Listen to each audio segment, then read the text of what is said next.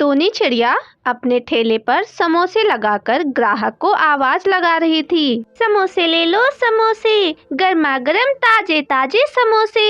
ये सुनकर एक ग्राहक टूनी के ठेले पर समोसा खाने के लिए जाता है। टुन्नी बहन, 10 रुपए का समोसा दे दो। टूनी चिड़िया 10 रुपए के 2 समोसे ग्राहक को दे देती है। ये क्या टुन्नी बहन, 10 रुपए का बस 2 समोसा, इतना महंगा कौन देता है?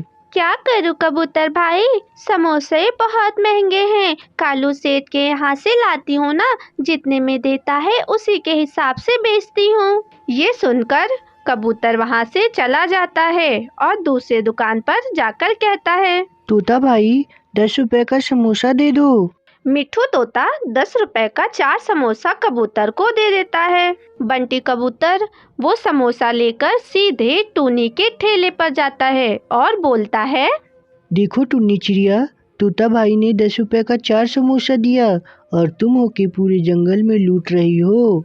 ये बोलकर कबूतर वहाँ से चला जाता है और फिर टुन्नी शाम को घर आती है और अपने पति टुन्नू से बोलती है, टुन्नू जी, मुझे एक बात समझ में नहीं आ रही है। हम सभी चिड़िया तो कालू सेठ के यहाँ से ही समोसे लाते हैं, फिर तोता भाई इतने कम रेट में समोसा कैसे बेच सकता है? टुन्नी, मुझे तो लगता है तुम ठेले पे समोसा लगाती हो और सब बड़ी बड़ी दुकानों में समोसा बेचते हैं, इसलिए तुम्हें कालू सेठ अधिक दामों में समोसा देता है। क्योंकि पहले जंगल में कितने अधिक समोसे के ठेले थे, सभी ने बंद कर दिए, एक तुम बची हो। कालू सेठ तुम्हारा भी ठेला बंद करना चाहता है। हाँ टुन्नू जी, मुझे भी ऐसा ही लगता है। मैं कल ही कालू सेठ से जाकर बात करूंगी। ये बोलकर टुन्नी अगली सुबह कालू के पास जाती है। आओ आओ टुन्नी चिड़िया, कैसे आना हुआ? समोसे के लिए आई हो क्या? मगर कल ही तो ले गई थी समोसे, बिक गए क्या सारे समोसे? मैं इसी सिलसिले में आपसे बात करने आई हूँ। क्या हुआ, सब ठीक है ना? कालू सेठ सब दुकानदारों को आप ही समोसे बेचते हैं, मगर मैं कुछ दिनों से देख रही हूँ सभी दुकानदार कम रेट में ग्राहकों को अधिक समोसे बेच रहे हैं। ये तो अच्छी बात है टुन्नी चिड़िया, तुम भी कम रेट में समोसा बेचो। सेठ जी, दुकानदार ऐसा तभी कर सकते हैं जब आप उन्हें सस्ते में और मुझे महंगे में समोसे दे रहे हो। तुमने बिल्कुल सही कहा टुन्नी चिड़िया, क्योंकि जितने भी दुकानदार हैं वो मुझसे नगद में समोसा खरीदते हैं और बड़े पैमाने पर इसका कारोबार करते हैं, और तुम ठेला लगा के उन सब की दुकानदारी खराब करती हो, इसलिए आज से तुम समोसा बेचना बंद कर दो। ये तो बहुत गलत बात है सेठ जी, इसका मतलब मेरे पति बिल्कुल सही कह रहे थे। आप छोटे दुकानदारों को खत्म करके बड़े दुकानदारों को बढ़ावा दे रहे हैं। तुम्हारी हिम्मत कैसे हुई मुझसे ऐसे बात करने की? आज से तुम्हें कोई समोसा वमोसा नहीं मिलेगा, जाओ कोई और धंधा ढूंढ लो। ऐसा कहकर कालू सेठ ने टूनी को अपने घर से बाहर निकाल दिया। अगले दिन से टूनी ने ठेला लगाना बंद कर दिया और बड़े दुकानदारों ने अपनी मनमानी शुरू कर दी। कुछ ही दिन बाद बंटी कबूतर एक दुकानदार के पास समोसे लेने आया। मुझे 10 रुपए का समोसा दे दो। दुकानदार ने 10 रुपए का 2 समोसा बंटी कबूतर को पकड़ा दिया। ये क्या, 10 रुपए का बस 2 समोसा? इतने रुपए में सिर्फ इतने ही मिलेंगे, जानते भी हो समोसे के रेट आसमान छू रहे हैं। मैं इतने महंगे समोसे नहीं खरीद सकता हूँ। तो आज से समोसा खाना बंद कर दो। टूनी चिड़िया ये सब बहुत ध्यान से देख रही थी। वो निराश होकर अपने घर पर आकर बैठ गई कि तभी जंगल की एक बुजुर्ग चिड़िया वहाँ आती है। अरे मौसी, आप यहाँ अचानक से कैसे?